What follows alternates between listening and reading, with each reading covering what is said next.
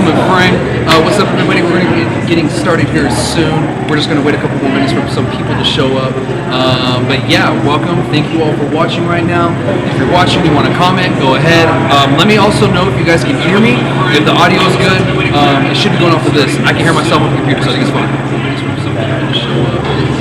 But yeah, welcome. Thank you all for watching right now. If you're watching, you want to comment, go ahead. Let me also know if you guys can hear me. If the audio is good, it should be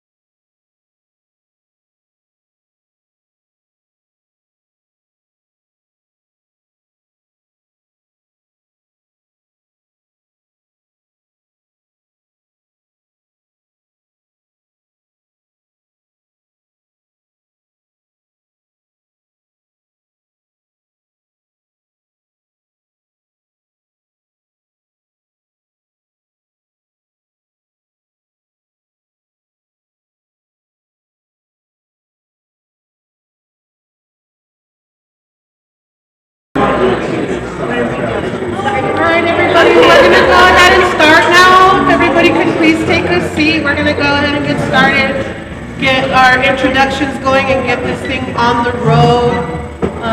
Thank you so much to everybody who's come out to join us. We really do appreciate you guys making the time to come out here.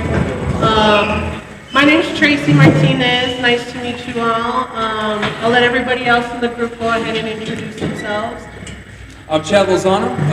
Been doing advocacy in the state for over a decade and everything, and thank you all so much for coming here today. I'm Nicole Jordan, and I'm now 5 years in the cannabis industry. Through these meetings, I've been able to learn so much from manufacturers, retailers, advocacy, policy, use, and I'm excited to learn more about your all's today. Yeah. I'm Val, and I've been in the cannabis industry since 1968, so I've been around. This is Miss Karina here. Val is so shy. She doesn't really explain to you the depth of her relationship with policy in New Mexico. This woman did 2 years in federal prison at 53 years old.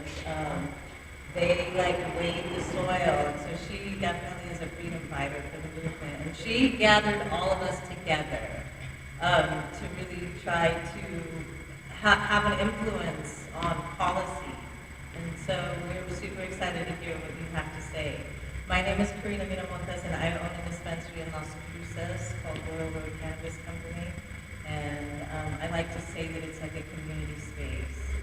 And so I'm excited to be here, and I'm excited to collaborate with the cannabis community and throughout the state. Awesome, thank you so much. And again, my name is Tracy. I've been in the industry for about 2.5 years. I do bud tend at Dark Matter Cannabis, but I do want to point out that although all of us represent something, or we're a part of the community, here is a safe space. And so we're not representing the companies or the businesses that we work for. We're representing ourselves to give a safe space for all of you to share your thoughts, your ideas, your concerns. And if there's something that's working for you, if there's something that the state needs to do better, we want to hear all of your input. So just know that right now, this is a safe space here. And with that being said, if there are any lobbyists here in this meeting right now, you are required to present yourself and announce that you are a lobbyist. Does anybody hear one?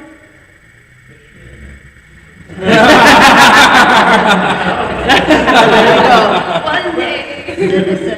There you go, citizens. Awesome. So we did just want to make that announcement just so that there's an even playing ground here, and that way there's that trust. That way you guys know that there is a safe space here. Awesome. And so that's who we are, and this group, we saw it was interesting for us to be able to go around and introduce ourselves if y'all would come with us. So, Jeffrey, would you like to start? I'm going to do high notes from everybody that can be here. Micro business, producer, manufacturer, not retail. Okay.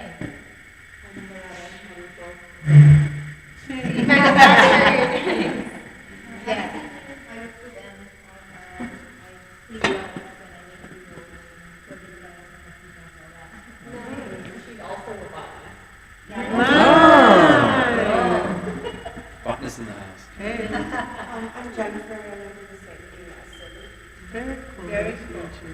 I'm Diana, makeup consultant. Awesome. Nice to meet you. I'm Angelica, and I also work for High Level Sound. Awesome. Yay. How I know so family. Welcome. Anyone else want to go next? Yes. Bodie Werber, Nana's Hands. That's all from my mother Diane. That's the Nana. Topicals, we do production and manufacturing. Awesome. Small time, we're just getting going, trying to figure it out. Yeah, glad to have you guys here. Welcome. My name is Zach. I've been working in the cannabis industry mostly on the West Coast, and just recently moved here about 3 years ago for about the last 25 years. And I'm just really interested in seeing small producers and small local community be successful and maintain vibrant jobs for local people. And not that I'm against large operators. Everyone should have a piece of the pie, but I'm mostly interested in seeing smaller people being successful in this because I feel like there's a lot more heart and quality in the smaller pieces. Thank you for sharing. I'm mostly interested. I'm Nana. I started the company a few years ago, and we've got hash, pre-rolls. My top proposals were a real interest in, maybe we all keep going. Yeah, Absolutely, yes. Yes. Catherine Miller, and I'm with my son and my husband, Theo Chiba, and we just have a small little farm that we actually do 200 plants a year. And it is our third year. And I think it's really, really important that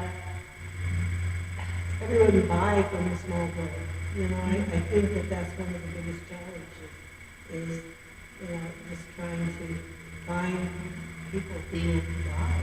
And we are strictly just growers. We don't have the manufacturing and distribution. We have a nice variety going here. Oh, you all over here. We're flying by campus. Oh, nice. Awesome, welcome. Thank you for coming. I'm sorry, you said you were from where? Fly my canvas. Thank you. Back there? Don't feel obligated, but we would love to have you introduce yourself. Yeah, my name is Coach Boyd. Tomorrow I'm talking about a little bit of information of the last name of this.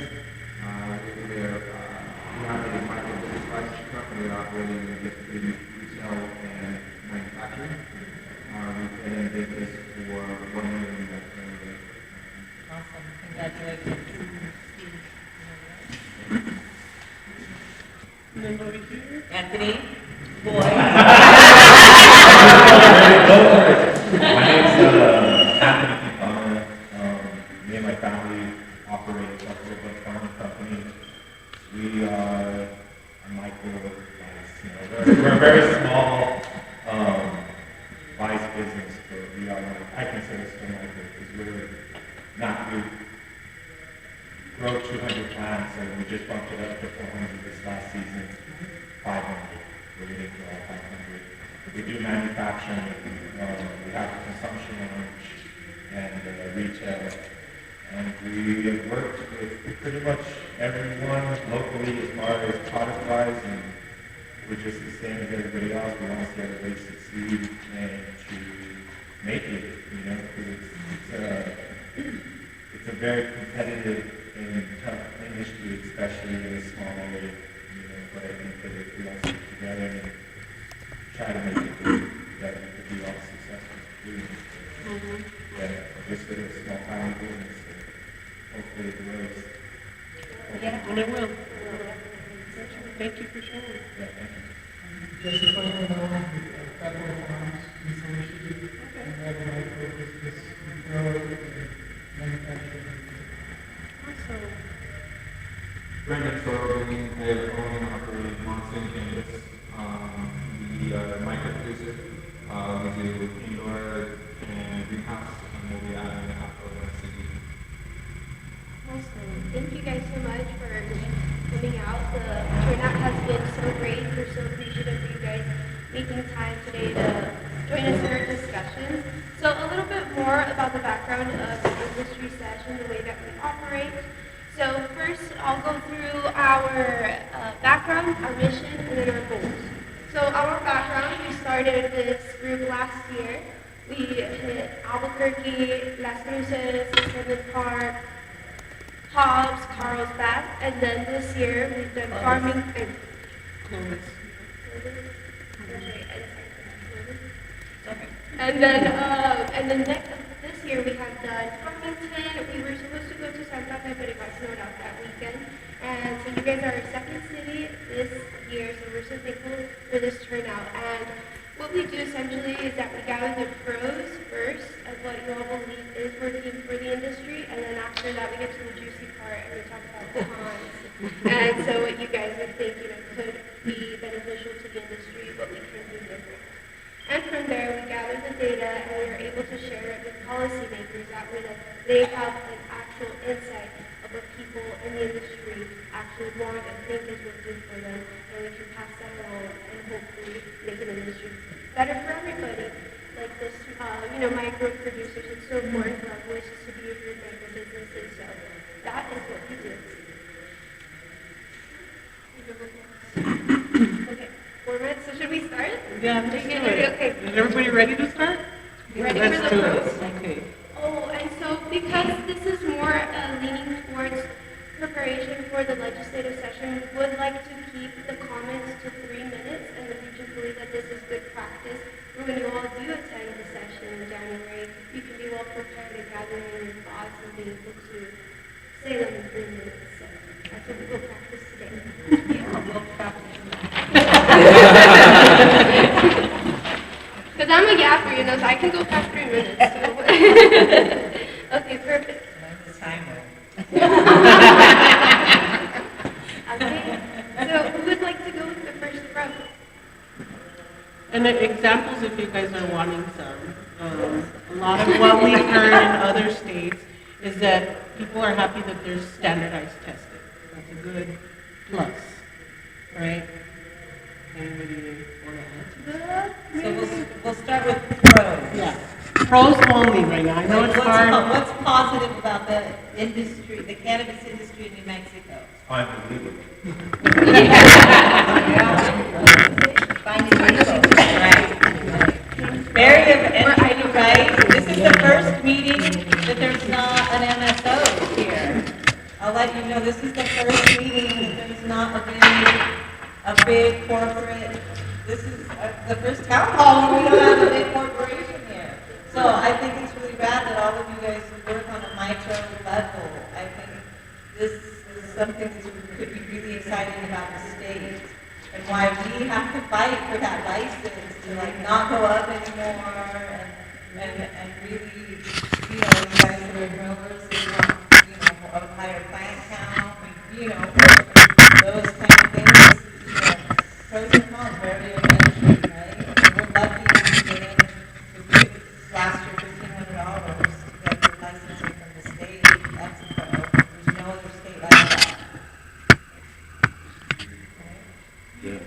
Yeah, maybe we don't know how good we've got it. Just reminding you. I will say another pro that I've heard is the program that NMSU has that they teach about cultivation of cannabis. So that is great that there are outlets out there for younger generations to learn how to do this and that it's supporting the economic growth in that sense. So that has been a pro that we've been across. Right, and there's also Northern New Mexico State, Northern New Mexico has a program there, and you can get regular funding, grant sort of things for growers, bartending, all kinds of things. So just a PSA for different things happening in the state. That's with the New Mexico Finance Authority, correct? With the New Mexico Finance Authority, Yeah. as far as getting a loan, Yeah, I believe that they also do that same thing, that there's the grant, so it's not even a grant, it's a loan. that's the. But interest, I believe it's interest only for a certain amount of time, and they lend you so much money, and then you're able to do it. And I found out with that because of the renovation that we're doing with the local bar. Mhm. And they were like, "You want to borrow money for weed?" And I was like, "I'm in debt." We'll help you do more.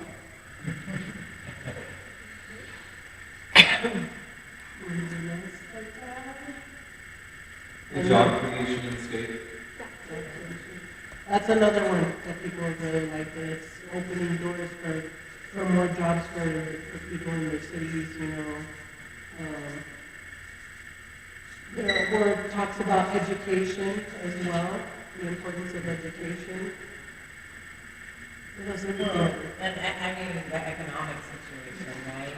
One of the poorest states in the country. And I mean, I don't know the numbers verbatim, but the income that it's brought to the state. And I'm sure it would open up the conversation of maybe mindfully trying to know where these numbers go, right? Where these millions of dollars in taxes are going. But that's really great. It's bringing a fair amount of new money to the state of New Mexico for our schools, for our streets. That would be a pro. Is there somewhere you could look to see where that money is going and how much money it is being made? It just It doesn't really show where the money's going. It only shows the money that it's bringing in. Yeah, it just shows what's created when it's not showing where it's going to allocate to. Which I think, well, but it still is generating something. I think one of the pros too is that it's gotten rid of a lot of the stigma, or getting rid of the stigma of how people have thought about cannabis or smoking or just indulging. You know what I mean? They're starting to look at, even though it's been a medicine, a lot more people now that it's recreational are now accepting it more and not necessarily being like, you smell like weed. You know what I mean? Right. You got I'm sorry, would you like to go? Yes, I have a question regarding grants and so forth. Does the state have any plans on using some of that tax dollars to grant back to the community in terms of grants that we can support the community better, as well as having focusing more on medical as well? For a lot of populations, these are particularly our seniors, and sometimes it's difficult to buy a higher dosage for medical. And is there any type of plan to subsidize that or grants that we can offset some of that cost to the community? You guys raise a good point, because cannabis is about to become federally legal. When that does transpire, all the money is rent. Everybody's going to pull out of the medical because there's no money. So the state's going to have to offer some of its initiatives to continue going with the medical. We don't know this. We don't speak for the state. Yeah. But in gathering this data and pros and cons, I think there's already a beat out there of people wanting to know where this money is. So collectively, if that's a message that we want to put on here, because I think it's been a collective opinion, right? And I think that we're power in numbers in different parts of the state. If we demand to see, I think Chad and I have had this conversation before, and you might be a little more schooled in it. I believe it goes into a general fund. It does. And then a general fund, you don't really know where that money goes. But you can see there are budgets that are requested, like the CCC budget and the different budgets that are requested by the counties that are requested out for that. In other words, the money goes out in places. I know a lot, or not a lot, but some went up into Espanola. Being so hard hit from the heroin overdose problem that I do know that in Espanola they were able to set up some sort of harm reduction plan. And it does fund the CCD. It funds a lot of things, actually. But the thing is that there are funds and we need to know exactly where. But I think if you trace the budgets, I'll go back and do that. I have a friend that does that all the time, so I'll find out for sure. But you can find out what it was asked for, what department it went to, and then we can start to ask to have them break it down for you. Because that'd be a pro, that you could say to people, well, you know, this is funding, Yes. you know, whatever, you know, a school activity or whatever. You know, if it's specific, if it just go. I mean, I was a teacher for 1,000 years, and it's like, where do you go? Yeah. So, I hear bits and pieces around Las Cruces about, I think last year was the first year that education had a surplus in their budget, which That's just like, I'm like, that has to be from weed money. Like, where else are they getting a little bit more money? I mean, And that's weed money is changing the culture of the state. And it's up to you guys to kind of coach that in the way you want it. Yeah, within the city budgets and the county budgets, and the state budget of the department that it's coming from, is how you start to like track that money out and be able to know who to ask, then who's got the last dollar. And see what they have to say about that. I know it's a little bit of tracking, but it's not that big of a, it's not something that can be done by everybody. Probably just scrolling on the phone. Just maybe a little bit more transparency. Definitely. But you can really follow state budgets all the time through the legislature, when they get requested at around September. I was just looking at something on the original CRA when they did the special session. I mean, it costed the taxpayers close to almost $750,000 to have that session to get this. Just to have the session. Just to get this legalized. So. And we've had to also lobby to have enough money to create a department called the CCD that would handle it, along with paying for the sessions. I mean, it was a whole lot of money that we asked for from the state to the state offered up, but also a whole lot of money that had to be.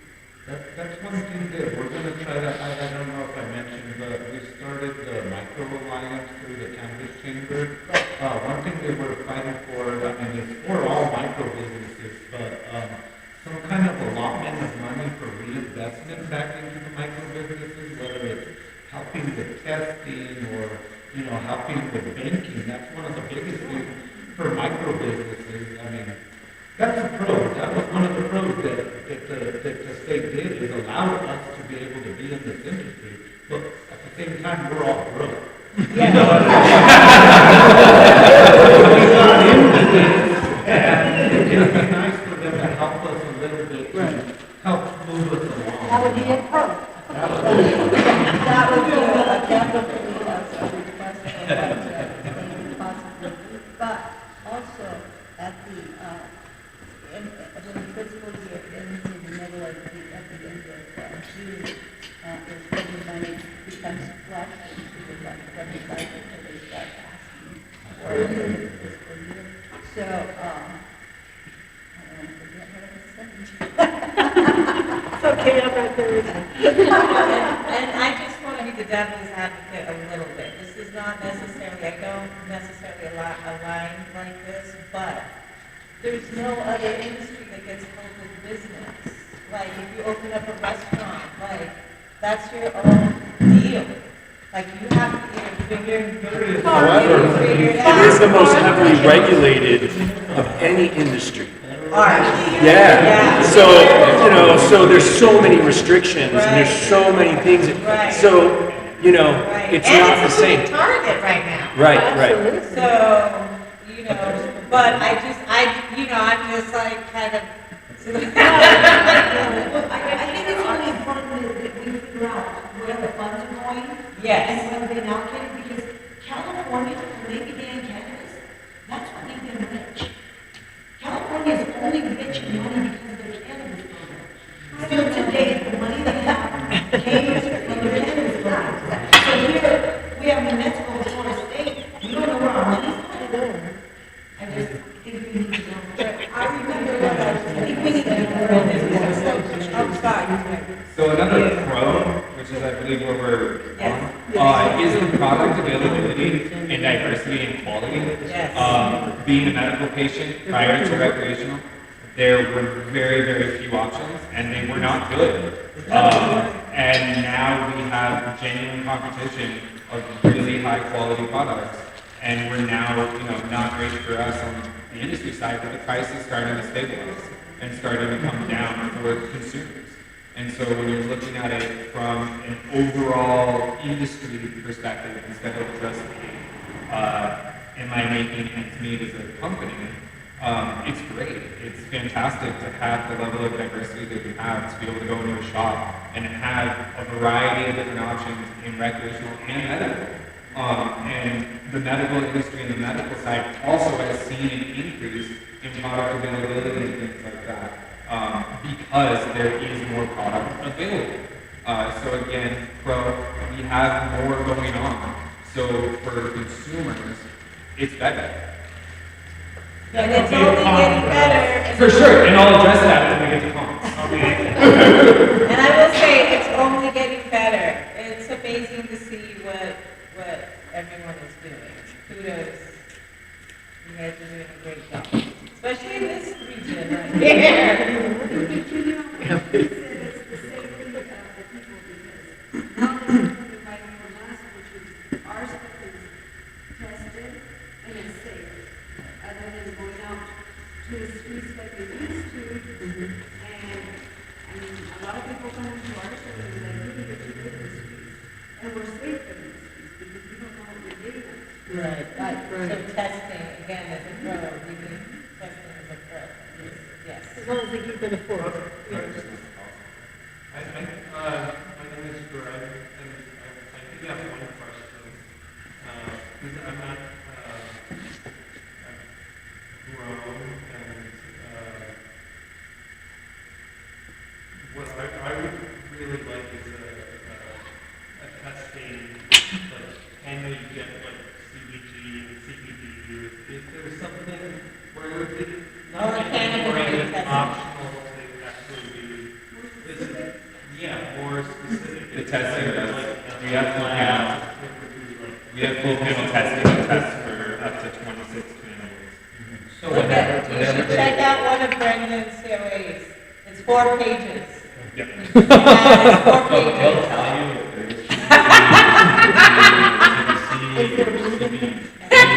CBN on your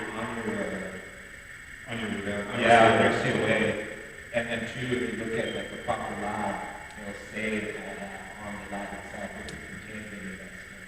What's going on is that a lot of growers or producers aren't growing that type of product. So that's one of the things that people just start doing teach, like just straight weed and kind of give up on it. Yeah, CBD, But it's not hemp. all of that is I didn't mean to go into this. This is a confession. When I was growing in California 12 years ago, I got a bunch of blue dream, which was funny.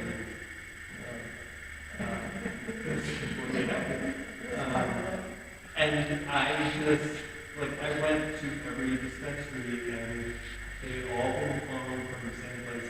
Everybody went blue dream. And I was got to sell this and made up a new name. And it was different. But it would be nice to have a really good,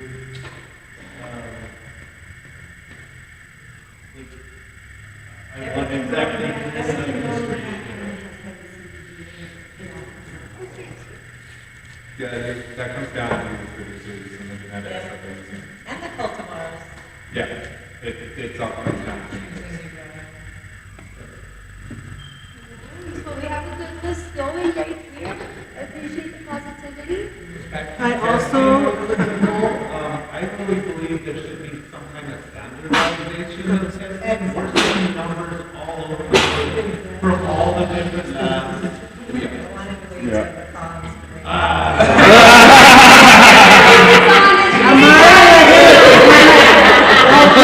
we work together. Give me if you will. So I got you more on the contract. Money and where it goes whenever, when the fiscal year ends and we start the new, the CCD was having, you could apply for grants there. And they ran out of money at some point. I don't know how many they gave out, 250 or something like that. And then they ran out of money, so the idea is then to request for money next year. So I would suggest that you go and see if they did have grants, but that was to aid folks. I remember when it first started, there was this loan program that they were going to try to do, but it never happened. It was written in the law too. They had the money allocated, but they never. Yeah, they had like $5 million set aside for the help out, but they never did anything with it. Yeah, well, we definitely need to, that should be something we should stay on, like where that 5 million. Because it was allotted at one time.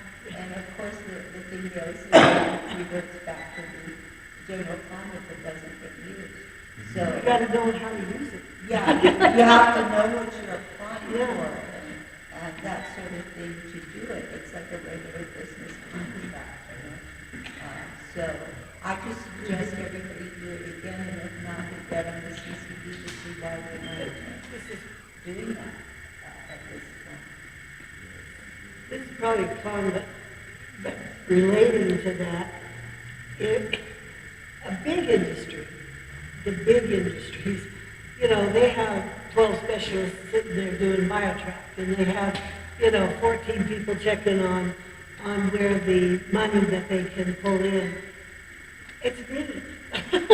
My son grows, I'm the biotrack lady, and, checking on that stuff, and my husband's a repairman. I mean, that's it, and I think a lot of us are in that situation where, I can't even begin to think about, paying somebody to help trim. I mean, I'm like a crazy lady. And so that, it needs to be a little bit more where the smaller guy has abilities to find that stuff and help find that stuff and give you that stuff. Or be involved. Yeah. So I would encourage to think of some certain solutions that we could suggest. Because they're pushing too. The big guys are pushing. Oh, yeah. They want to cap licenses, And understand. Understand that. So, well, I know. Well, and I know the word is not being used as cap, it's like pause. But for the little guy, the more there are, the harder it There are gets to so sell many you. other solutions with like they're calling Well, what happened in Oregon was the same thing, that the larger businesses lobbied for a moratorium on the issuance of license. And then basically they were able to have the money to outlast everybody and work at a loss for years while everyone else, lost their business. that's why it's so important to show up to these things, to give your opinion, to call your senators, to call your representatives, to call the director of the CCD.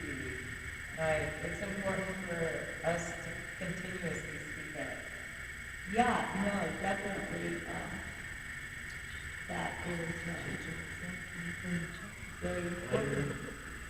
Yeah, reading through the CRA, even though we've read it a million times, I mean, I found something this morning that we could try to hold the CCD accountable for. This is on the plant count, because you know how they kept micro businesses at 200 in the law, like it is, and then they bumped up everybody else. At the last minute. Yeah. I found this morning. It says no later than September 1st, 2021, and each September 1st thereafter, the division shall by rule limit by plant count, canopy, or square footage, the number of cannabis plants that are licensed is not an integrated cannabis business or cannabis micro producers. So they're saying every year they have to do some kind of survey, an assessment. Let me finish it. The rule shall set the number of allowed cannabis plants per license to meet the average national market demand for the cannabis products in the state. So every first of the year, they're supposed to be doing this analysis and adjusting down, up and down the plant count, plant all petition for the CCC to do. Absolutely. If they keep ignoring us, I mean, I think that's grounds for a lawsuit, because that's written in the law. Yeah. They shouldn't have ever gave the big guys the 20,000. Never. Never. The original CSA, when I remember right, was something like 8,000 plants, I thought it was 10,000. Yeah. And that was for the largest. I mean, that would have kept the people playing. Even 10,000. Even that is a lot. Even 2,000, like you say, we're not going to be really trapped there. I know I've had other folks that have told me, well, I've seen some of the big roads, and they've got some pretty good looking nuts, and I'm thinking, did you test it?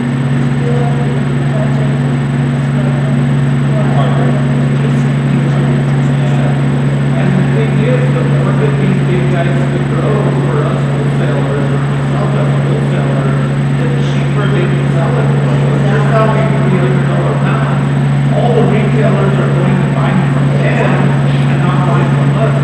We're getting shut out. So I think by lowering the big guys right now, boosting the micro business right now by, even if it's 500, I think that.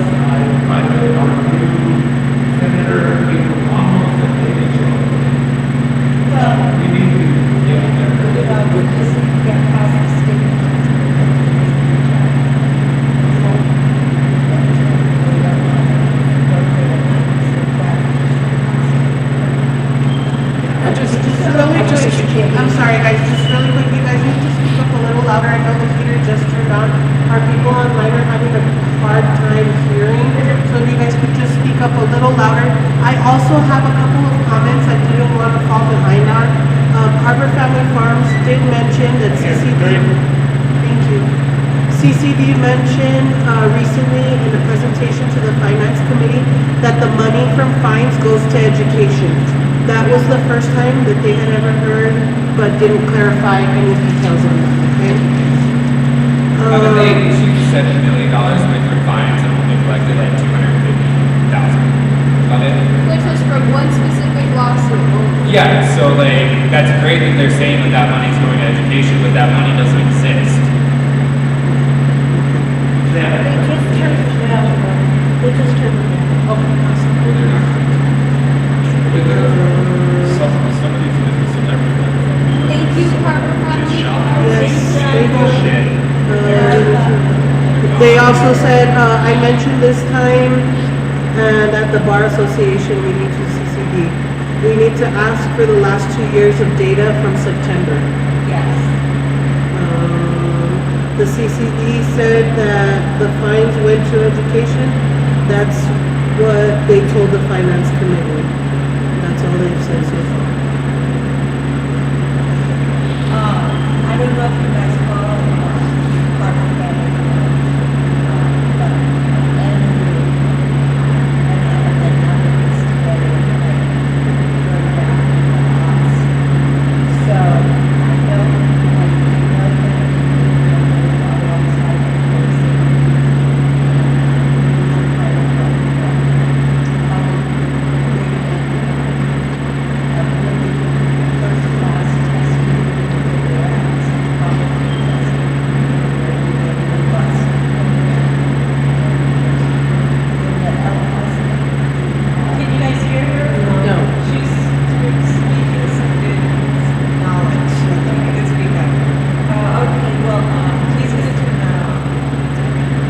got to cool down. It takes that.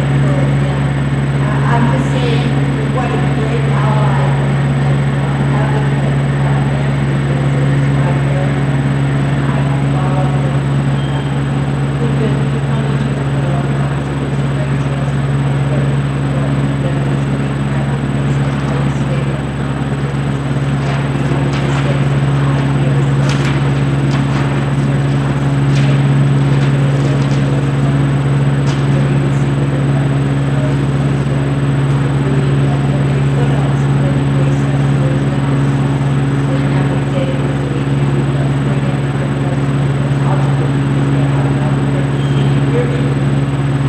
Barely.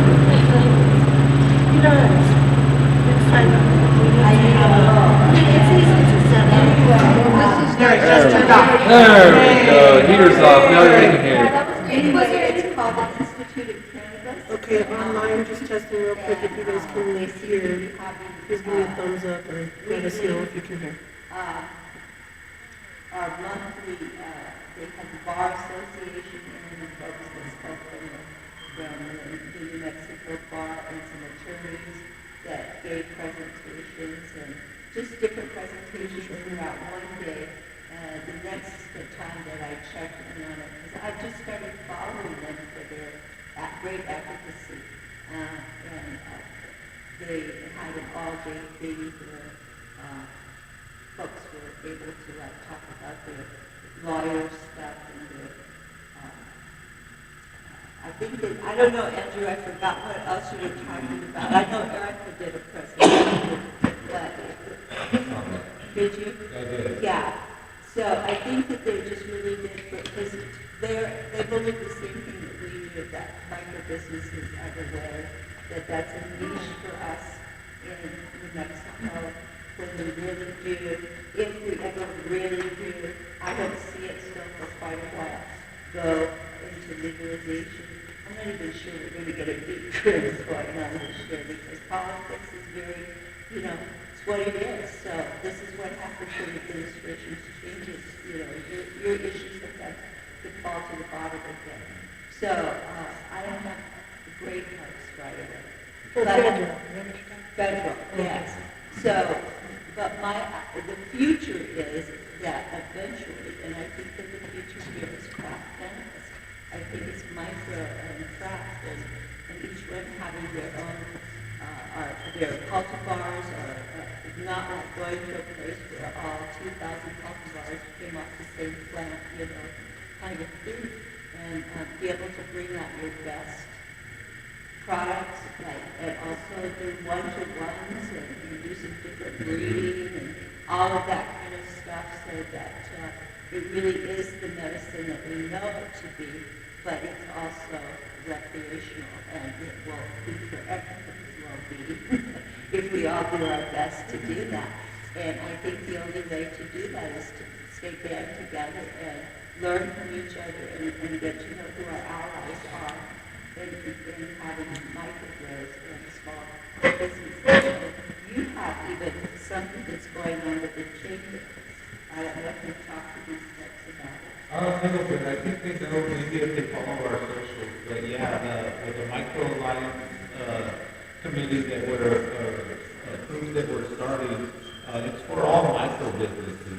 Mind you that it's for all micro businesses in good standing, we want to make sure that everybody is compliant that's part of this group. We're trying to create, instead of creating another license, what we're trying to do is a farmer's market where it's more of an agreement between the retailer and the micros to set up and do kind of like what we did here that one time, but instead be it in more favor for the micro businesses, where we're getting maybe 80 to 90% of the retail on that one day of that farmer's market. And any retail can, we're going to definitely be the first to do it. That sounds good. I think that would help out the cultivators so much, because you guys, including even with us, we grow, but there's so much time, hard work, energy that the farmers and the people put into it, you know what I mean? And like you guys, including ourselves, could go somewhere and set up like they do in California. Yeah. You know, that you have those like flea market style thing and go where you guys make and sell. Your prices are your prices, and you guys are taking that, even us as a retail. I would love to have her in front of our place, just booths set up, and where, you know, there's the food co-op across the street, and then they could jump right over and buy medicine, or directly, you know what I mean? They don't use this medicine just for recreational purposes to enjoy it, and I think that that's one of the good parts of Place Egypt. You know, as a small community, we could really put that, something like that together, and it really help out. And I do, although none of your representatives showed up, I don't want to discourage you from calling them, and like, you have a direct line with them too.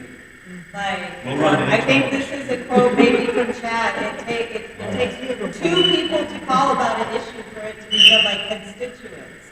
So you can find their numbers anywhere and call, and they're obligated to get your address and write down your opinion.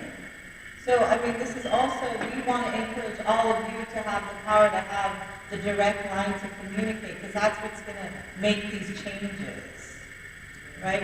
We're here to advocate for you, you know, and we have had representatives wanting this data.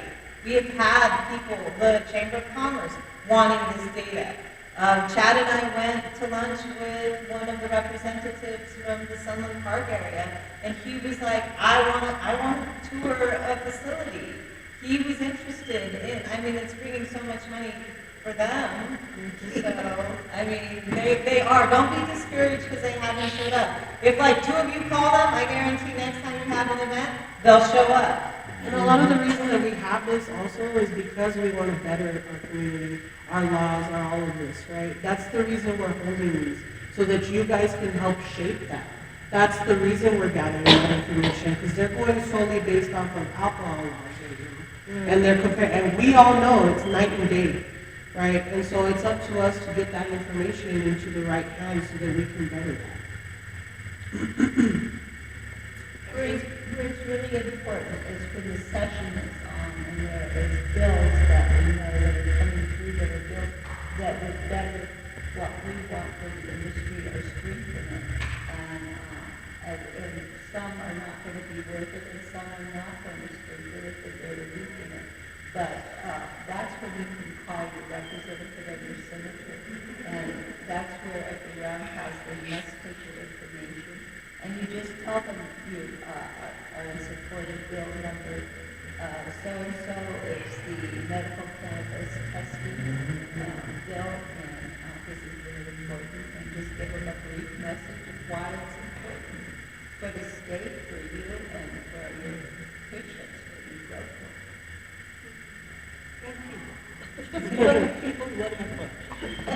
Well, we have inevitably segued into comms, so you guys would like to continue the conversation, and anything, please feel free to bring it up now. If everybody else had any pros, would you like to share before we move on? I think the fact that pros that there's a lot of people that never thought that they would work together too, and it truly does bring the community together. I think that that's a big pro. That's very true, and thank you so much for hosting this afterwards as well, and everybody that is hosting this for here in the past month. It's really truly been such a community effort to put these meetings together. We have been housed and hosted all across the state, and you guys are now part of the community here that we believe in the build up, and we hope to continue to do so. So thank you all for being part of the community and attending. To you guys, to Silver City! Yeah. And then I did want to add that Carver did add, when we were speaking about banking, micros, and CCD gave presentations that particular day. 3 main banks talked about issues and what they were dealing with. CCD gave a brief overview, and it was us and Impact Farms talking about the micro business. Yes. And I saw part of that from the CCB. I saw basically the CCB's presentation because we were trying to capture a lot of further process to it. Yeah, that was correct. Yeah. And I just want to chime in, I don't know what she really said about her work with Carver is that during the, and hopefully she'll correct me if I'm wrong, but during the medical years, Carver and her were one of the ones that were pushing for testing. And it's really interesting because poor guy, he recently mentioned that, you know, if you know them, they are very craft in everything they do. They have had to spend something like $30,000 in testing this last year. I can't remember when, but he recently said that to us. So I think it's really important that we push for standardized testing and state standardized testing. I think that's something that hopefully comes out of this, that we push for that. I don't know if you guys are familiar of what happened in California. They're suing the different companies for messing with the testing levels. Well, so there was like a ton of labs, and they were not standardized, and they were all over the place, kind of like where we are right now. But it was easy to get these tests. It was easy to manipulate these tests. The state came in and they got rid of like 60% of the labs and state standardized 30% of those, and that's when all those numbers dropped. And that's why the THC numbers dropped. Because now there is state standardization. And that could be something that we piggyback on. Because this is something that we've spoken about before, is like, we need funding so that testing is more affordable, and then we could test for rare cannabinoids, so we can test for pesticides and mold, so we can test for terpenes and, all the wonderful things that we want. But shouldn't the state have their own testing facility? Well, that's if they're going to put people away for being on marijuana, should they have their own facility? Well, there was talk that they spent a bunch of money at the DOH at some point. I personally never heard that talk because I have nothing ever at the Department of Health after we had a change of administration that was not pushed back on everything and really was not too interested in testing or videos. They wanted the program to end, so we spent eight years having to hold that back off of us. So that going forward, should we ask for that? Oh, no, that's here's another reason though. If we have a testing facility, all these illegal people that they're busting, we now have the ability to test on the site. If it's mold, burn it. You're in it. But if it's good weed, okay, put it away for 6 months. Let them take you to court and figure out what they're going to do. But we do need a testing facility to implement all these laws. Which reminds me that going into like a solution for oversaturation, right? If we have better testing laws, then we wouldn't have a ton of shitty weed out there, right?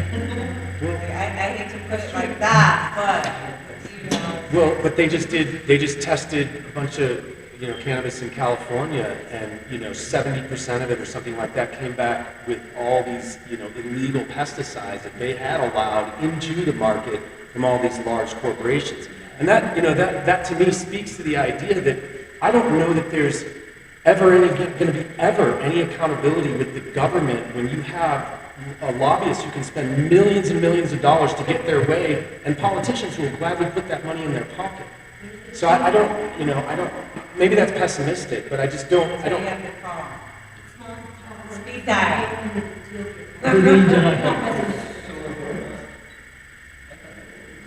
Carver's chiming in here. There are a lot of parts in our original application that we took extremely serious that I haven't heard anything about. Is there any way to find out any information about social equity, electrical, or water usage? Yeah, that's something else that we need to trace in the social equity. When people carry on about water usage, when we all know that cannabis is a plant that doesn't use a lot of water. So we need to make sure there's peace there and that's what we Is that what you're talking about?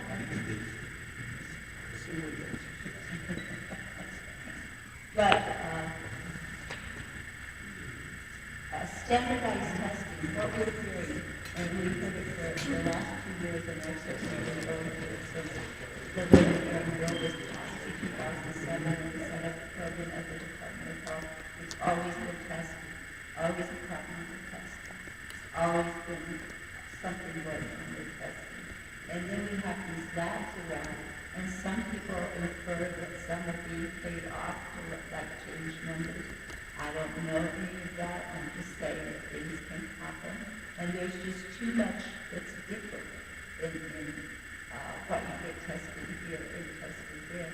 I at one time, I think it was around 2010 or 11, maybe 12, 11, yeah, that all of the licensed producers at that time were supposed to be testing.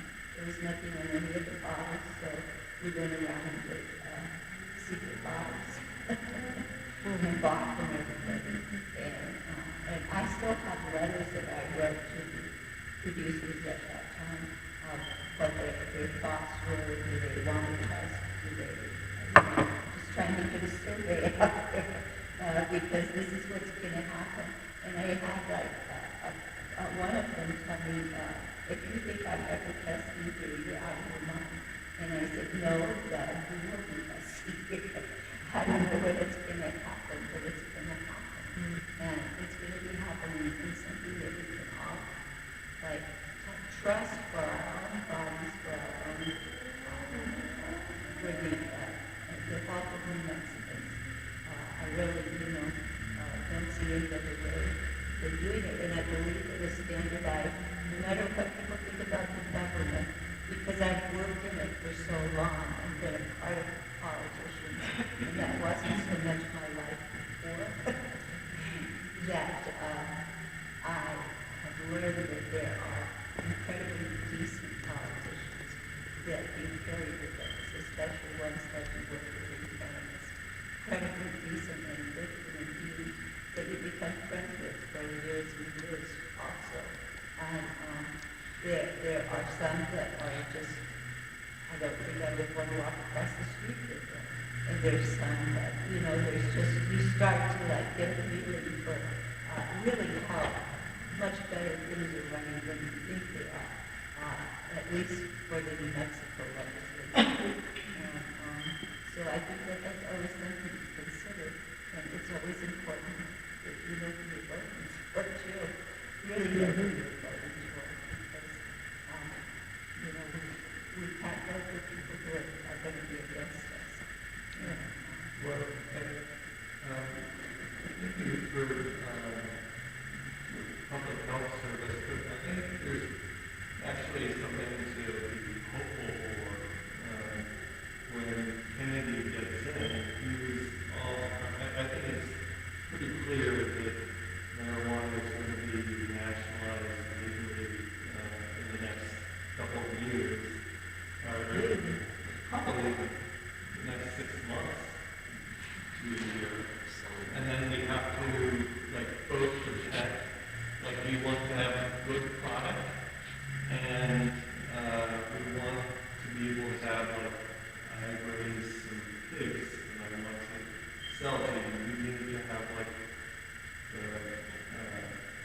micro grower, I grow an apple and you want to buy an apple. That shouldn't be put out of business, but we should also have really good regulations, and I think that's going to happen in the next couple of years. So the bloom, who is just elected might not be, it might be a good time to, we are going to be on the cutting edge of regulations and what have you, but also have a free market, the farmer's market being safe. We need to have both, and I think that is actually going to happen while we get some of these issues. Well, I appreciate the positivity and your magical thinking, but I don't think anyone of us know what is going to happen with the cannabis we may have thought about Kennedy or what this one said or that one said. It's federally illegal, and they make a lot of money off of being federally illegal too. And I do not want to wait for the federal government to come into my state that I work so hard in and have them jack it around with my license, my laws here. And so I do not want the federal government in my state. You need it.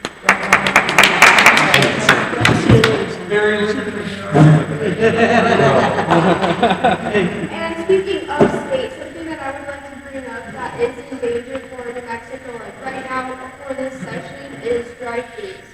Do you all have any drive-throughs here in Silver City? No drive-throughs? Okay, so Oh, there's one in Kirby. yeah, only dispensary in Would you say that that one is the line tends to get busy there, or it's the other? It's a 1 mile by 1 mile town. Yeah, it's really But they single flashing stoplight.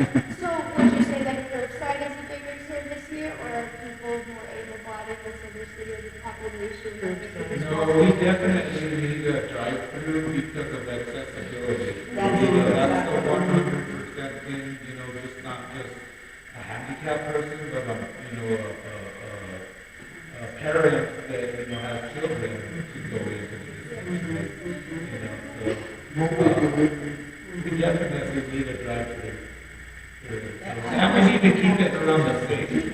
Yeah, we need to keep it. I don't know if it's something within the Silver City ordinances or your county ordinances that you don't have a drive. No, I just don't think nobody has a very good location to drive through. We do need one. That's something that Chad and I went up to the roundhouse last year to fight for, and that's good. Do you think that they're gonna keep them? Well, it's gonna be a fight. Yeah. They're trying to sneak it in. And something to keep in mind is that it only won by one vote. Yeah. So this is why it's very important that we speak out for these, for accessibility for those that really need it. I work in a place where we don't have a drive-through yet, but we have curbside, and it is such a convenience for people that are parents, people who have just had surgeries, so it is really important that we keep those drive-throughs alive. What about So mobile, I believe is by city, no? Something like that? The delivery? The delivery stuff? Well, for us, since they come down from Summer Park, That's why I made my homework, because I usually compare a family visit to the restaurant.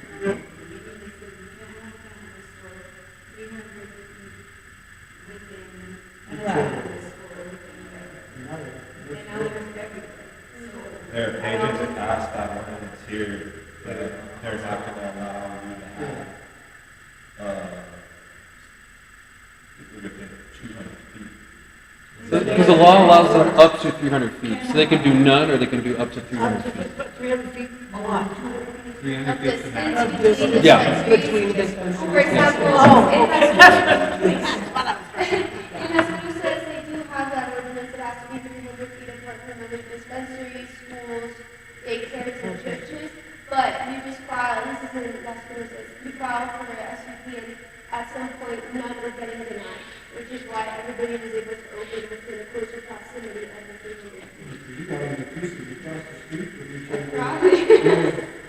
On And every then corner. back to the mobile cannabis, I'm not sure if that would be something that is really present just because of the whole thing with the property having to be licensed and all that. you see, that's what I don't understand what they mean when they feel about, just because it's cannabis.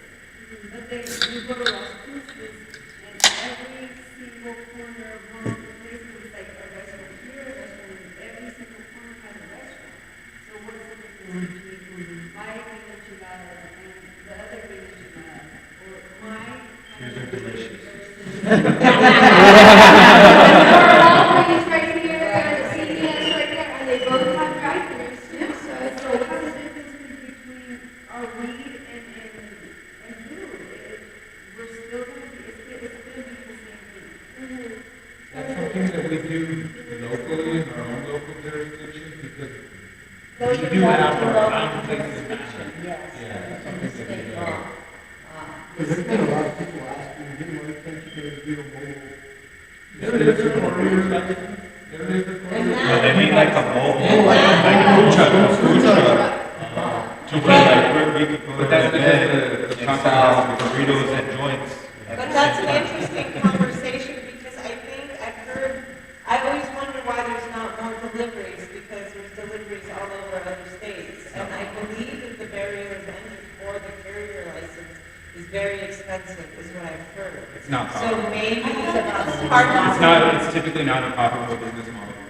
It's almost everywhere that's tried it, unless you're in a major city. It's not a profitable model. Interesting. Because delivery, I mean, in California, we love our delivery. That's different, right? We're dealing with New Mexico, right? Right. Like, it's a whole different demographic that we're dealing with. We're not LA, we're not San Francisco, we're not Oakland, we're not Seattle, we're not Portland. Our biggest city is Albuquerque. Yeah, I think they want Look, we have, I'm going to talk a bit about regulations, policies in terms of our area and so forth for various businesses. But do we have any protection in terms of, and I think we manage that very well, I think locally in a sense on some of those things, but do we have any protection or recourse when we have big corporations that come in the area and monopolize, if you will, the industry? You know, and so I think that's a focus point, particularly for micro businesses, that you have these large corps come in and they lower their prices, cutting the corners down low to where it's very difficult to manage, but the policy does not support it. At least I have not seen the policy or found the policy that regulates these companies that come in and monopolize the cannabis business.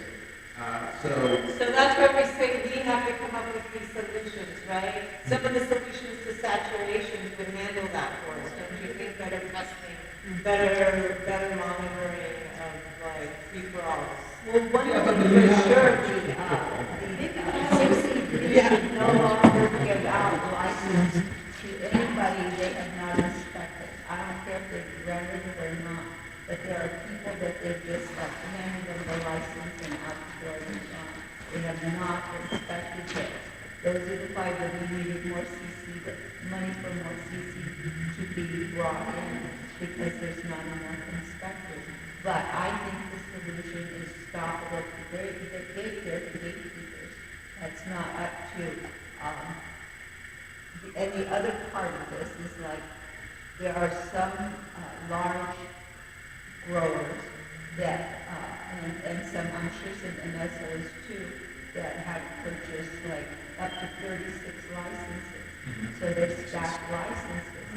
I feel at this point, having dealt with all of this for so long, that those licenses should be made inactive. And until they can like show that they're ready to be inspected and open and be like a part of the community, then they can pay a small reactivation fee and get it back. But they gotta keep those licenses, keep them open. That just bogs up the statistics too of how many licenses there are. And I do know the legislature is getting, there's pushback that's coming, but it's less than what I feel like we're being told. And it's pushback on the fact that legislators are being told by their constituents that there are too many. Everywhere they go, there's one dispensary after the other, dispensary after the other dispensary. Well, in Sylvan Park, that's what pays the bills. The Sylvan Park mayor comes up and speaks at the roundhouse to like say best things ever happened. When we look at big corporations coming in, you have a CVS cannabis business, a Walgreens cannabis business, Walmart's going to sell cannabis and so on and so forth. Just using that as an example, that a big corporation can come in and consume all the resources, finance and everything from a small town, even large towns. And if we don't have laws and regulations to manage that, you have these local business owners, like you don't see many mom and pop pharmacy shops here selling, I don't know, the daily high blood pressure medicine. And are you saying for when it goes federal, or are you going to put for when it goes federal? Well, when it goes federal, and even if the state does not have tight regulations on these big corporations, or just put protection. What kind of regulations would you like to see? Like, So you're not giving them 20,000 plants? So plant count, right? That's a solution.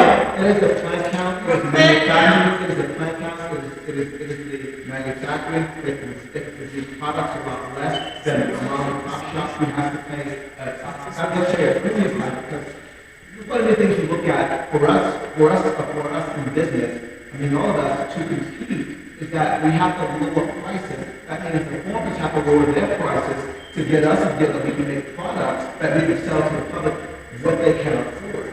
And so then you bring a large corporation that will come in and they say, well, I can sell you a lollipop for $3 when it costs me $3 to make it.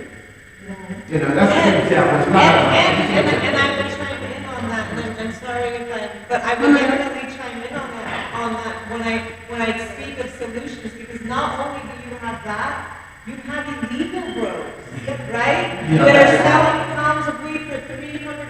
Yes. But if the CCP had the ability, or if we had solutions to shut that down and stabilize our craft market, right? So that's what these meetings are for, so that we can find solutions like a plant count, like better testing, like close those illegal grows down that are human trafficking in Estancia and in Shiprock, right? Right. But the other thing, not just necessarily the enforcement piece and so forth, I think that there should be some policy moves to help the micro business participate in this industry. Policy to protect them, meaning that if you have a big corporation, and this is a practice I think throughout the United States. For example, I did IT consulting and so forth.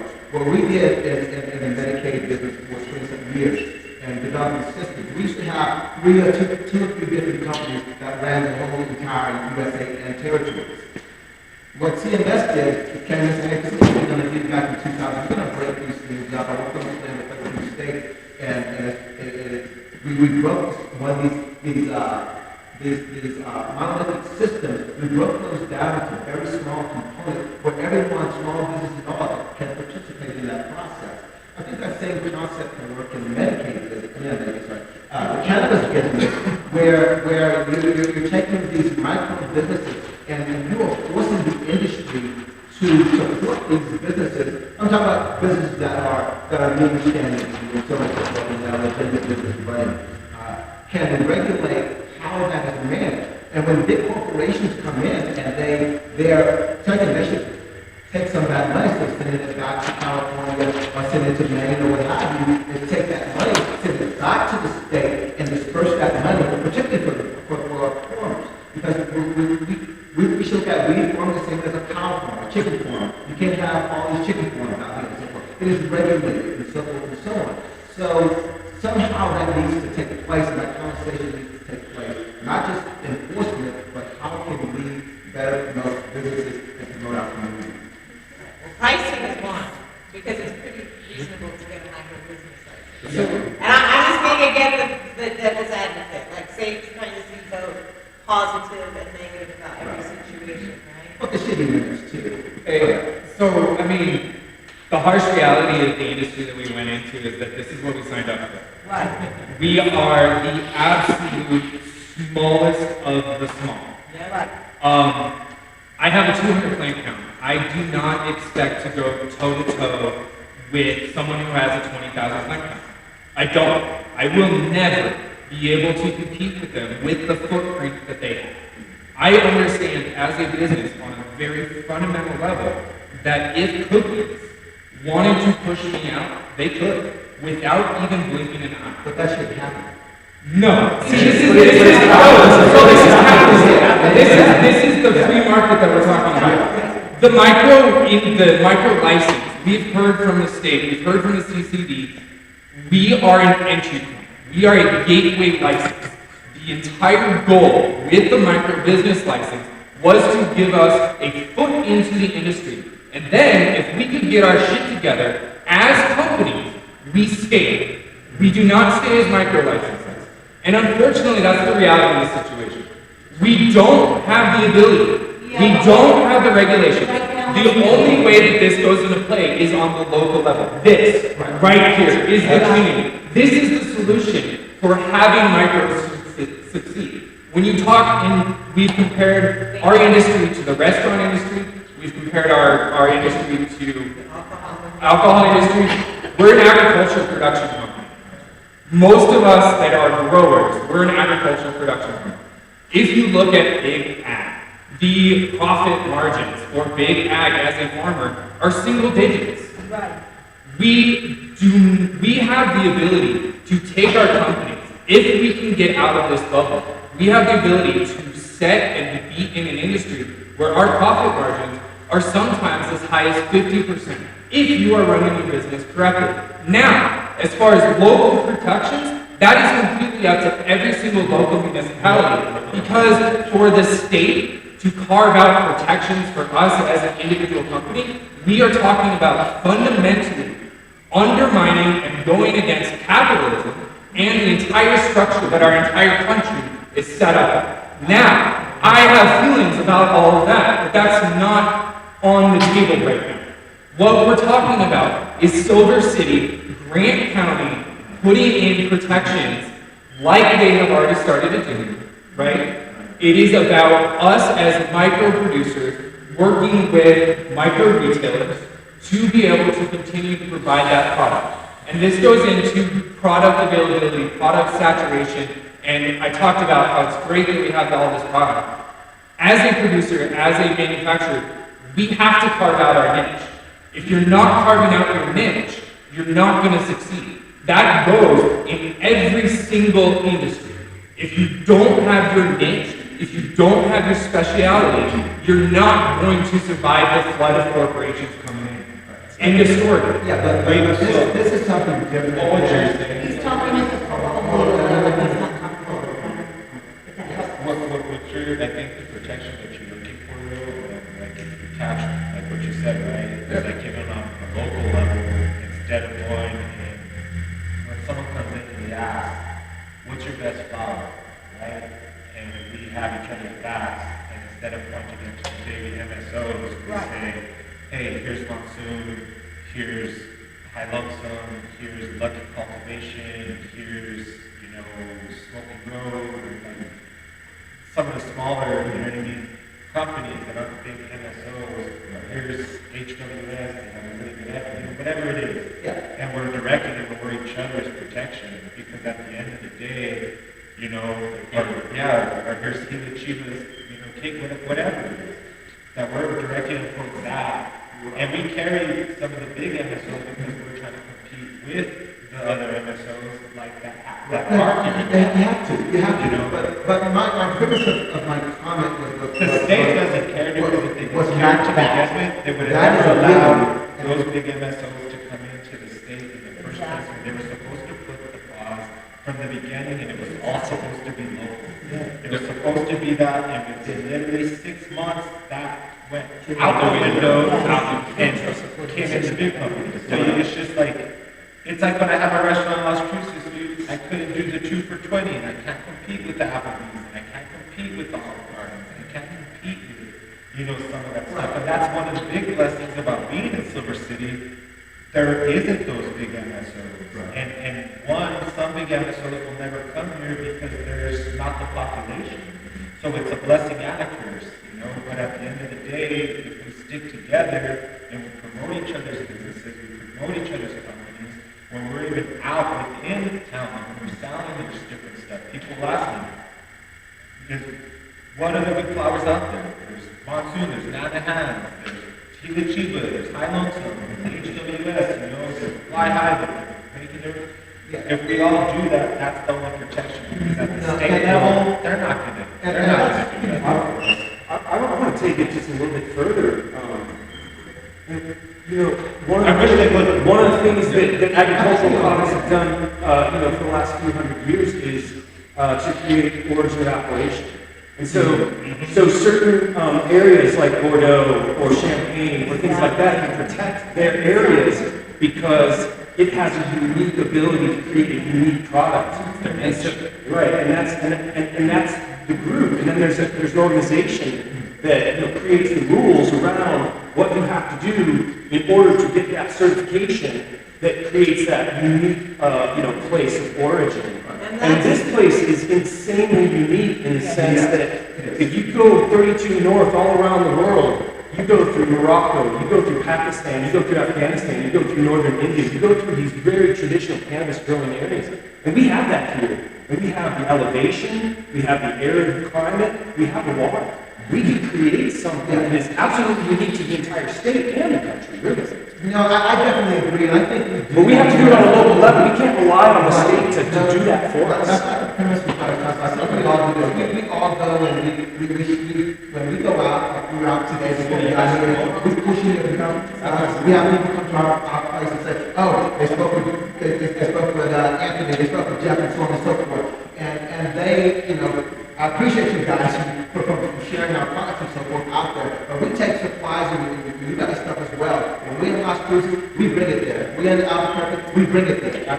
But the purpose of what I'm talking about is not help like we're looking for the government to give us some aid. I think the policy has to be written to protect. If you don't have policy, your local level can take you so far. If you were to grow out of this upper dimension, we have to direct some policy that from a state level that we can use to support us to fight. To have our to support us in terms of promoting our business.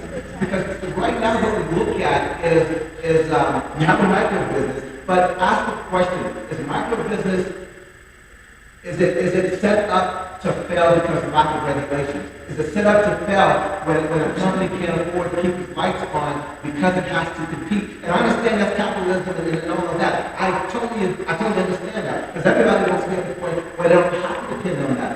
But you have a small farmer who lost his crop and can't eat next week. What do you do about that? Is there anything there? He's on a lot of business because you didn't get enough rain or whatever happens, or your crop is infested with something. There's nothing there. And if that's their livelihood, what's left?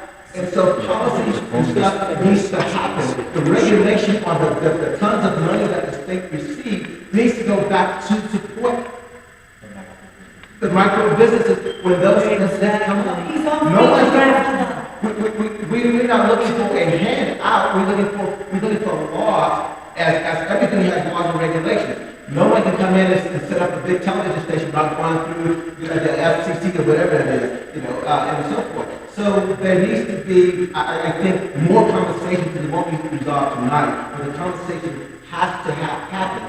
And with Grant County, I think, you guys are amazing. And I say that because everyone's supporting one another. But we need more than that. We need to push the laws to help us advance beyond the micro and to your MSOs and all those things. Thank you so much for your input. I'm so sorry, we're running short on time. I've got about 15 minutes before we're done here. I just want to go ahead and continue before we get hyped up. I know it gets heated in these conversations, but this is why we're having them. I just want to continue with a couple of more cons. If anybody else, yes, right here, and then I'll follow up. Okay, this sounds so silly, but I'm not sure. You might know. I swear I read when we first started this, and we were saying that they were supposed to give us 24 hours notice if they were coming to the state. I swear to God, I read that. If not, it should be written notice, or at least 5 hours notice. Our farm is in the backyard, and it's very, very annoying. People just drive up to our alarm location before they show up or something. I told Karen and let her know I'm coming over. And it's a business. Mine's not a business. It's a little farm on our little 4 acres.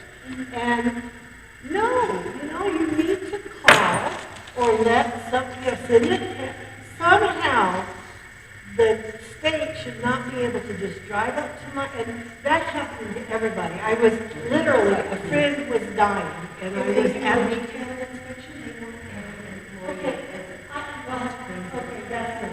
But at a retail, at least you have hours to show up, right? A farm, I sat home literally for 3 weeks because So I did the same thing.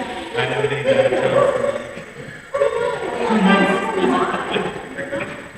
I was at the retail store and they called me and said, hey, we're on a heritage your farm. Exactly. And I know. My farm's out in Gila and I'm like, we're not even growing right now. So why are you guys out there? It's not. It really truly is. We need, and I really feel strongly about that because it's an invasion of my privacy. I don't care if I'm a farmer or whatever I am. Let me know you're coming up. You guys are coming up and just call. It's okay. Well, that's a good point, considering they talk about it, talk to the owners. Not only, because there's a way that sometimes don't know the owners. Right. And, because that happened to one of the girls, they showed up, and the other person that was there, they didn't know everything. He was out sick and this other guy was there. And now he's all worried because he's like, I don't know what happened. Well, it's just really inconsiderate. Like I said, I was at a home where our friend was dying, and the guy who was the nurse guy that came for hospice literally got a phone call. This was about a month ago, and he said, "Well, I'm not growing anymore, and I'm at work, and I can't." And the state is sitting in their property saying, "Where's your phone? We're here." And he's at work, and it was a really. And I'm going, oh crap. So I called my husband and said, they're here, You did go ahead and add that down as a cons. Thank you so much for that. I just had to get that in. No, absolutely. Yes, Ms. Loretta, you was just get your One question for all of you, but also for the micro farmers. If the micro license was created as an entry license, and we were sort of, the perception is that we're going to move on from that. Right. Is that a con for us as micros? And should we have a voice around, and I don't know if this is true for all micros, but I feel like it's true for us, that we don't want to grow as far out of that license.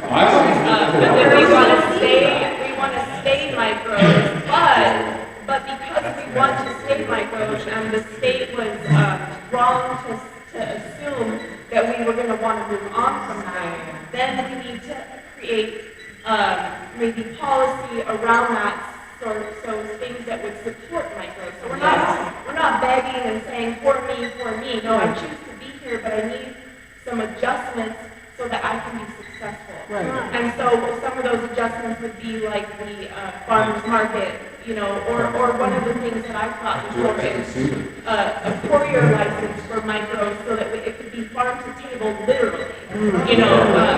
That's kind of something that I Those are great ideas. Those are wonderful. And definitely worth starting the conversation. Because if that's what we want collectively, we should start that conversation. And I think it would kind of piggyback on the review of plant count conversation too. I think if we push for both of those things, that's something kind of new for me. But I think that piggybacking on both of those things would be a great solution to push for. Definitely have started great conversations, and this being the first meeting, we've had so much information and data that we can hopefully enrich and work on and be able to protect micros and be able to stabilize the industry before it really does get big. And when Amazon decides to get in the game, which is terrifying to think of.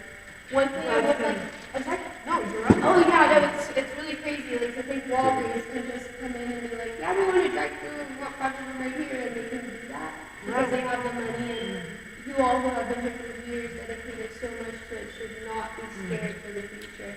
So I think these conversations are so great that we have started them, and hopefully we're able to come next year for the next session and keep on going with this momentum. You have to bring something to us. So one thing I would like to bring up that I think is especially concerning for micros if you guys are ever selling down south is the seizures that are taking place at the border checkpoints. So I think that is something I would like to just put out in the open that is happening. There are big businesses, small businesses that are getting their cars threatened to be taken away, checks being threatened to take away, let alone all the product that could pay their employees for the month, rent for the month. So that is something that we as a collective are facing. So just watch out whenever y'all go through drive-thrus, I mean through the checkpoints. Yeah. There's been over about $1 million in product taken, I say stolen from Border Patrol. And I think that's one thing that maybe we should ask for when they do create this new policing of, Well, that's another conversation yeah, to that's have. another conversation. And I'm all for that. I mean, we do gotta bust these illegal growth, we gotta get everybody that's not in compliance, that's not putting out their product, you know, or tainted product. But how do you can want we that? ask them? How do you want that? Do you want the CCD being able to bring the state police along, or do you want a whole other police system? Well, if we do get that other And police not system, to, the way that there's the SID, which is through the alcoholic gaming, compared to alcohol, right? Right. But the SID is a government agency that can come onto your property, they check for all your licensing, the service permits, everything, right? And they are law enforcement, and they can go and shut you down right there and then. And I think that that's where they should make the CCD and get state law enforcement trained with the CCD to send them, because like there's some of these inspectors, like they didn't want to get involved in that type of work, you know? and if we could ask them to escort us across the border. But not If only they're that, getting those, you go into these towns and they're not gonna arrest her, because that's their own deal. I mean, how are you gonna cut that out? Or it's not even their own It's political in every deal. town, so how are you gonna cut that out? Yeah, a seed I would like to plant, I was able to listen in on the meeting when they were introducing the wanting to get budget for the police, is the questions that the senators were asking was, who would store, where would the cannabis be stored? Because they were saying that the state doesn't have enough storage, so they were like, so would it be the CCP to have storage? And it was like this whole thing. So that was one concern, they were like, where would it be stored? And then the chain of custody, they were asking if they had talked to the actual police department on this, because I think the senators believe that it was already, they already have so many responsibilities with kids, so they wanted them to get more in contact with the police department before they go introduce this again. So those were two of the main concerns, and it was only like 10-15 minutes long, not much came out of it. So. You don't think, I mean, it's just buying a metal building. I mean, the Border Patrol stores it right behind the Walgreens where North Main is. You know what I mean? And that's where they go. I mean, I'm not, like, our neighbor was the head of the Border Patrol and growing up, and it's just a metal building. And all they do is they go and dispose of it and burn it, or like however they do it, they control burn. Who's CCD, the CCD, right? No, the Border Patrol. The Border Patrol. Well, that's a mistake, but there is something, because that's what. No, but what she's saying is that if the CCD has that government agency that's going in and repossessing this stuff, where they can store it, but it's as simple as just putting a building down south and a building up north, and on the east and the west, like that's what. those were the questions that the senators were asking, but Valerie has something to say. I think in the licensing, everybody has the right to an instruction on how to dispose of cannabis with mold and stuff. So to me, that was a silly conversation, because we already have the ability, they have the ability, you have the ability to go out and bury that or do whatever it says in the license. So to me, they already have that. If they need to take pictures or weigh it or take samples, they can do that. But that can be disposed of easily. There's not something big that needs to happen for that. I think you're talking about when it's seized and it's held for a little while, and you can still maybe try fight to get it back, it goes into an ether. Yeah, that was the whole conversation. And I don't know anybody that's ever gotten the read back.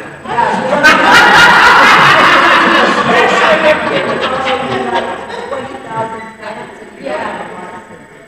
And then it was a conversation as well as if it would be a civil violation versus a criminal violation, and then that would depend on the enforcement, and if it was like a civil violation, it would have to involve like regulation of license, that being jeopardized, and then as well as finding them, and then flagging them as business partners for future opportunities. And if it was a crime, a criminal violation, that would mean that it was being sold underground. So I think that there's just such a, that would remove the gap in communication between us and the state, and this is why this conversation is so important. I don't want a bunch of cops coming and breaking my door down.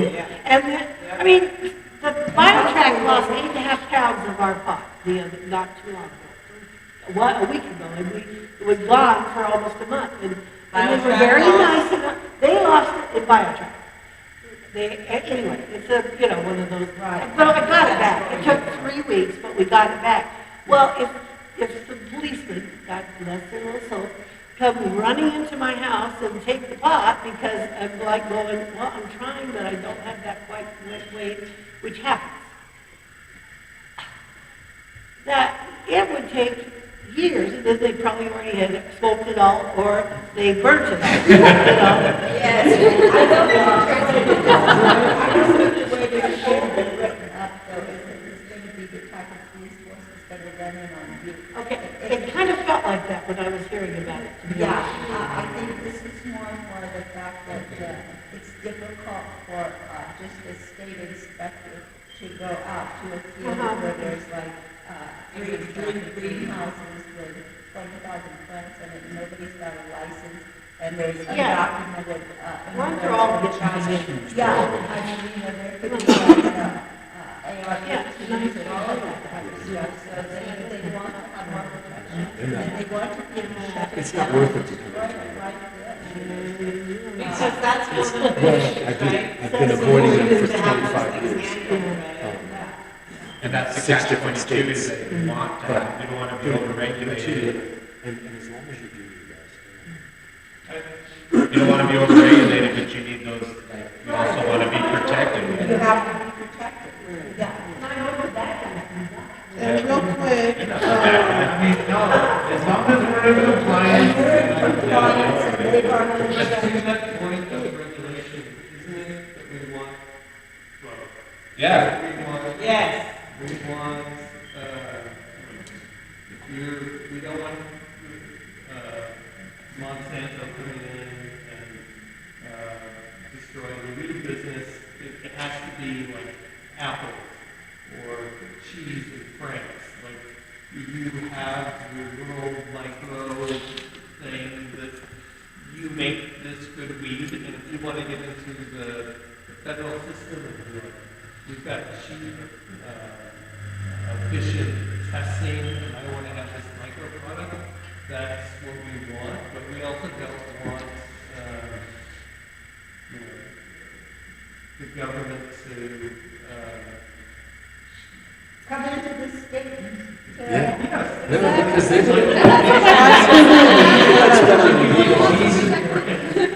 absolutely. Right, because that's not what we're about. Just to close off, because we're already at our mark already, I really just want to say thank you to everybody. And just to add to it, something that was also brought up was like testing, rather than growers going and picking certain things to test, having the actual inspector go and pick out. Like him. That's the way we did it in the hemp. Yeah, that's what we did, Exactly. was done. And it really wasn't an issue. I mean, you reach your inspector, they come out, take the sample, take them back. I don't think we should be afraid of the CCDs. We're all in this industry. We should all be compliant. We should all follow the rules and regs. We should be proud that we are compliant. You know, us as our farm, we've had our inspection, 0 citations. We are proud of that. I mean, we dug our teeth in there and we read every everything that we have to do, we did it. We're in this business. We have to stay compliant. That's the one thing. The other thing to consider is that we're being looked at. Yes. You know, and By so, other states. by other states. So it's really up to us to trailblaze the way, right? But do it the right way. Exactly. It's up to us. And that, again, in closing, is why we have what we do. And, you know, we give safe spaces so that you all can share that. And I just want to give a big thanks to everybody that came out. We really appreciate that. Thank you, guys. Thank you for having us. Honestly, thank you everybody for your input. If you guys feel like you missed something, please, you can reach out to us. Yes, Ryan and Karen, thank you so much for letting us your building. This was awesome. The after smoke sesh will be at Anthony's in case you just don't know. He's right here, so. But thank you so much again. If I could just get a round of applause for everybody. I know sometimes we don't agree on everything, but again, I mean, we're all adults. We share what we feel, and you know, that's why we do what we do. We try to get all that information. So hopefully we can share this and pave the way. And go make your voice heard in January. Yes. I would advise everybody to have their own personal CCD person that they can connect with. That if you're not, that you know them, you can tell them, look, I'm here on my farm, and you guys like scare me to death whenever you show up. Like I'm not like doing anything. I may be in the bathtub. They don't know that. Yeah. And another thing is they're wasting too much money inspecting the same places over and over and not going further into the hinterlands and doing those inspections on those licenses before they give them out. That is just like mind-blowing to me. So, yes, you should have your own personal CCD guy on your speed dial. Yeah.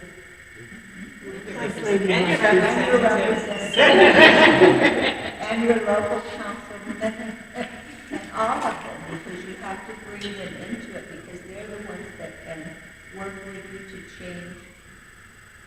You can work with them to change if they have it.